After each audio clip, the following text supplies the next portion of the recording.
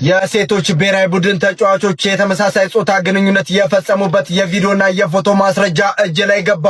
የኢትዮጵያ ሴቶች ስሙን መጥቀስ የማልፈልገው አካል ግን ዛሬ ግድ የሆነው በጋሻው የሚባለው ግለሰብ በለቀቀው ቪዲዮ ላይ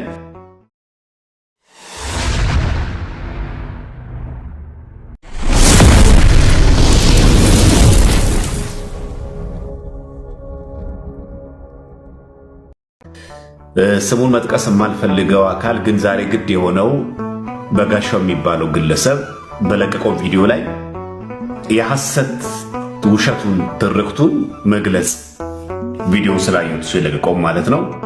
ይሄን ለመግለጽ የፈለኩት ግን ሁለት ውሸቶችን ማንሳት ግን ያስፈልጋል። ሁለት ውሸቶችን ማለት ዋናነት እኔ ያለሁበት የነበርኩበት ያየሁትን ግን የነበረ ውሸት ግን ልገለጽላችሁ። አንደኛ ያነሳው በሻሸመኔ ከተማ ላይ የኔ ካሴት ተቃጥሎ ነበር አለ። አሁን አንድ ነገር የምንነሳው ከዚህ ነው። ነበር ወይ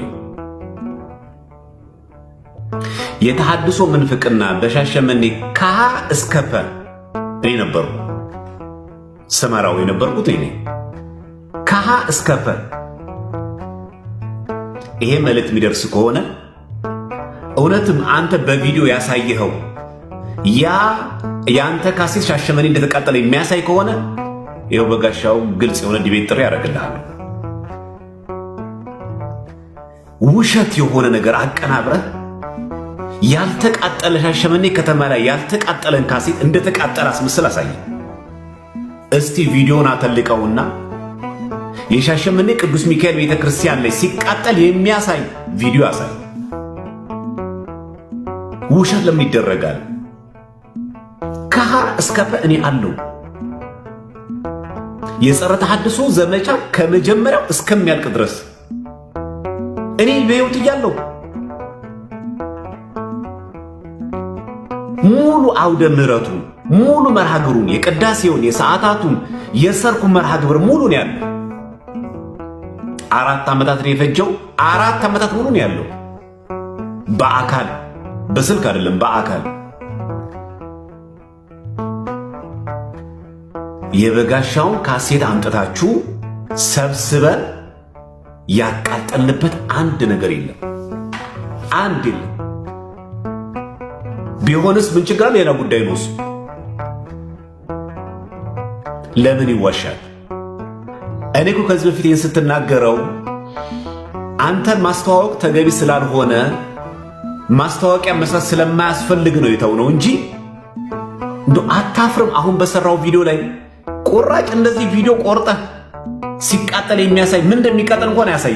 እስቲ የሚካኤል ቤተክርስቲያን እያሳየ ሙሉ ቪዲዮ ቤተክርስቲያን ሲቃጠል ቪዲዮ የሚያሳይ አንድ መረጃ አምጣ፣ የፎቶ የሴቶች ብሔራዊ ቡድን ተጫዋቾች የተመሳሳይ ጾታ ግንኙነት የፈጸሙበት የቪዲዮና የፎቶ ማስረጃ እጅ ላይ ገባ። የኢትዮጵያ ሴቶች እግር ኳስ ብሔራዊ ቡድን ተጫዋቾችን በተመለከተ አሁን በዚህ ሰዓት የደረሰኝ ጥብቅ የተባለ መረጃ ልንገራችሁ። ነገር ግን እስከ ዛሬ አዳዲስና ታማኝ መረጃዎችን እያደረስኳችሁ እኔም ፎሎ ያላደረጋችሁኝ ሰዎች አሁኑኑ ፎሎ አድርጉኝ።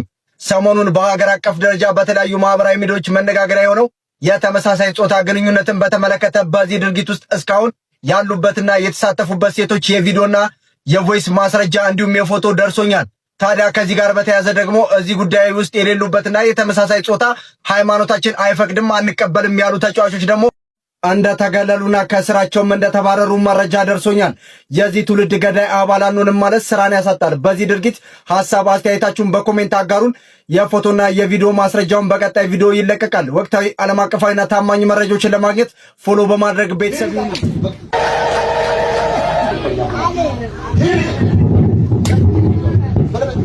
ይህንን ቪዲዮ ሼር ማድረጋችሁ ምናልባት አንድ የተጨነቀን ሰው ከእንደዚህ አይነት አጭበርባሪዎች ልንታደገው ስለምንችል ቪዲዮን በደንብ ላይክ በደንብም ደግሞ ኮፒ ሊንክ ሪፖስት ማድረግ አትርሱ። በዚህ ቪዲዮ ማስተላለፍ መንገር የምፈልገው የኢትዮጵያ ኦርቶዶክስ ተዋሕዶ ቤተክርስቲያን ለሁሉ ነገር ስርዓት ያላት ስንዱ እመቤት ናት። አንድ ሰው በኢትዮጵያ ኦርቶዶክስ ተዋሕዶ ቤተክርስቲያን ውስጥ ለማጥመቅ የግድ ካህን መሆን አለበት። ዲያቆን ማጥመቅ አይችልም። ከዛ በታችን ባለ የማዕረግ ላይ የሚገኙ ማንኛውም አካል ምህር ነኝ እንትነኝ በማለት ማጥመቅ አይችልም። ታዲያ ቤተክርስቲያኒቷ ትምህርት እንደዚህ አይነት ሆኖ ሳለ ግን በጣም በሚገርም ሁኔታ አሁን በተለያየ ቦታዎች ላይ ራሳቸውን አጥማቂ አድርገው የሾሙ ምዕመኑን እንደዚህ የሚደበድቡ ከክህነቱ የሌሉበት ስርዓቱን የማያውቁ ገንዘብን መሰብሰብ ብቻ ታርጌት አድርገው የመጡ ሐሳውያን ብዙ ናቸው። የኢትዮጵያ ኦርቶዶክስ ተዋሕዶ ቤተክርስቲያን ምዕመናን ሆይ ልጆቻችሁ ታመውባችሁ ስርዓታችሁ የተለያየ የህይወት እንቆቅልሽ ውስጥ ሆናችሁ ምናልባት ፈውስን ምህረትን አገኝ ይሆን ብላችሁ ምናልባትም ደግሞ በሶሻል ሚዲያ እንደዚህ አይነት ቪዲዮ ስታገኙና እኚህን ሰዎች ስታዩ እንደው እዛ ብሄድ እግዚአብሔር ይፈውሰኝ ይምረኛል ይሆን ብላችሁ በየዋህነትና በቅንነት ወደ እነዚህ ሰዎች ጋር የምትሄዱ ካላችሁ ራሳችሁ ላይ ፈተና ነው የምታበዙት። ከጭንቀታችሁ ለመፈወስ ካላችሁበት መከራ ውስጥ ለመውጣት ትንሽ ቆም ብላችሁ ከእንደዚህ አይነት ሐሳውያን ራሳችሁ እንድትጠብቁ ማለት ትፈልጋለሁ። እኔ አዝናለሁ ይሄ ህዝብ ይድናል ብለን እንዳጠረ እኔማ ተቃጠልኩ 26 ዓመት መታገል ለአማራ ለዚህ ደንቆሮ ህዝብ እኔ በጣም እኮ ጊዜን ማጥፋት ግን ብሪሊያንት የሆኑ ልጆች አርሻለሁ። የምበቀለው አማራ እነሱ ዶክተር በማድረግ እንጂ ሄድ ውለናም ህዝብ ያሸንፋል እያልክ ምንም አልገምትም። በድንግል ማርያም ስም ቅዱስ ሚካኤል ስም በቅዱስ ሚካኤል ስም ሁላችንም ለዘላለም ሲኦል ታስረናል። ሶስት እጅ ነጣ እግዚአብሔር ይገዛ። ያው ተመሳሰል ሆነ ያለው መንፈሱ ካንተ ጋር እስቲ ና እንዴ ነህ? ሰላም ነው አባቴ፣ ሰላም ነው። ምን ተሰማ? ነፃነት ተሰማ። አንዳንድ ሰዎች እንዴት ነው አስራተ ገብርኤል ጎረቤቱን አብሮ አደጉን የሰፈሩን ሰው እያመጣ ነው እዚህ የሚያስጮኸው ምናምን የአርባ ምንጭ ሰው እያመጣ የሚያስጮኸው ይላሉና አንተ ደግሞ የመጣው ኬት ነው? ከጣሊያን። እንዴት ነው ነገሩ? ምን ትላለህ በዚህ ጉዳይ ላይ? እንግዲህ ሁሉን የሚችለው እግዚአብሔር ነው። ነፃ የሚያወጣው እግዚአብሔር ነው።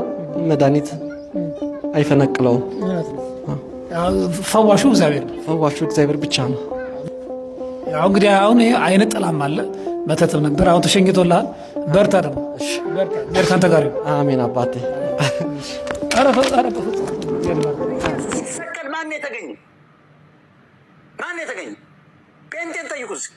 በዚያ ጊዜ ቢገኝ አሁን ይሄ በጴንጤ ፓስተር አንድ ሰው ይገኛል ብዬ አላስብም። ኢየሱስ ሲሰቀል ሁለት ሰው ብቻ ነው የተገኘ። ማንና ማን? ዮሐንስና ማርያም እናቱ። እናት ልጅ ያለው ወልዳው እኮ አይደለም ታማኝ ስለነበር ነው። ዮሐንስ ወንጌላዊ ዮሐንስ ብቻ ተገኘ። አይገርማችሁም? ጴጥሮስ በለው ጳውሎስ በለው ምን በለው የለም። ተከታይ አሳ የበላ ወይም ጠጅ የጠጣ የለም። ሙሽራ ቤት የተደገሰለት ሙሽራ የለም። ግን ነበሩ በዙሪያው ታምራት የተደረገለት አይኑ የበራ ወገቡ የተስተካከለለት ቀጥ ብሎ የሚንቀሳቀሰው የለም። ኢየሱስ ተሰቀለ ሲባል ገደል የገባው አንድ ሰው አልተገኘም። ማን ተገኘ?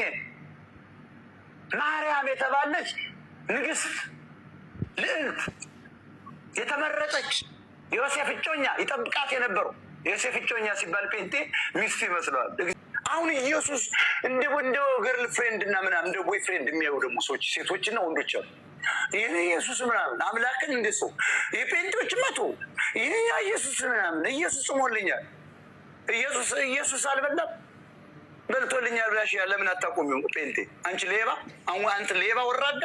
ኢየሱስ ጽሞልኛል። ጾም ስትላቸው ጴንጤዎች አሁን ፋሽን የዛሬ 20 ዓመት አስታውሳለሁ። አዲስ አበባ ጾሙ ሲባል ኢየሱስ ጽፎልኛል፣ ጌታ ጽሞልኛል። ሮብና ሆዳም ነህ። ሰው በምግብ ብቻ አይኖርም ጎበዝ። እንዴት ለመብላት እንኖራለን? ለመኖር እንብላ።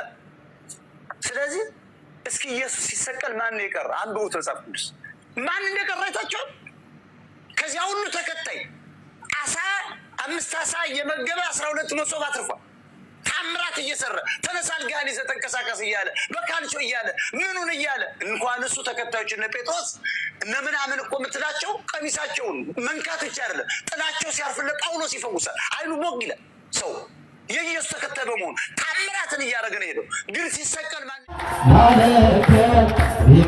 ሃሌሉያ ሃሌሉያ ሃሌሉያ